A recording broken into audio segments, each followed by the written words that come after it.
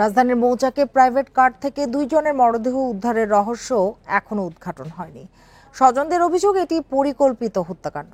তারা বলছে যুক্তরাষ্ট্রে পাঠানোর কথা বলে 25 লাখ টাকা নিয়েছে এজেন্সি, সেই টাকা ফেরত চাওয়ায় হত্যা করা হয়েছে।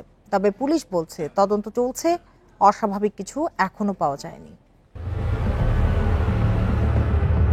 সোমবার রাজধানীর মৌচাকে সিরাজুল ইসলাম মেডিকেলের পার্কিং থেকে মেলে জাকির হোসেন ও মিজানের মরদেহ।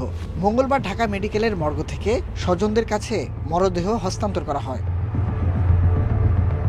স্বজনরা জানায়, যুক্তরাষ্ট্রে যেতে কয়েক বছর আগে একটি এজেন্সিকে 25 লাখ টাকা দেন জাকির। যেতে না পেরে ফেরত চান সেই টাকা। এতে মারধরের পাশাপাশি কয়েকবার হত্যার হুমকি দেয়া হয় তাকে। অভিযোগ করেন গত 10 আগস্ট টাকা নিতে গিয়ে খুন হয়েছেন তারা। কিন্তু 10 তারিখে এরা 10 লক্ষ টাকা নিয়ে আসবে, আমার ছেলেরে দিব। এ ছেলেরে দিবে করে ছেলে আপনার রুগীও নিবে, এখানে রুগীর কাছে মানে গাড়িটা আপনার এখানে অবদান করে রাখছে গা।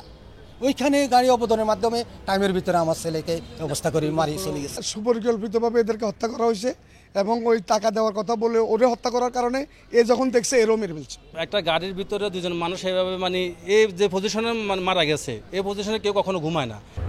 গাড়ির মালিক জানান, রোববার এক রোগীকে আনতে হাসপাতালে যান জাকির ও মিজান।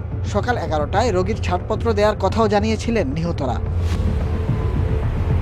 24 ঘন্টায় মরদেহের আলামত এবং গাড়ির মালিকের বক্তব্য নিয়ে রহস্য তৈরি হয়েছে। তবে প্রাথমিক তদন্তে অস্বাভাবিক কিছুই পাওয়া যায়নি বলে জানিয়েছে পুলিশ।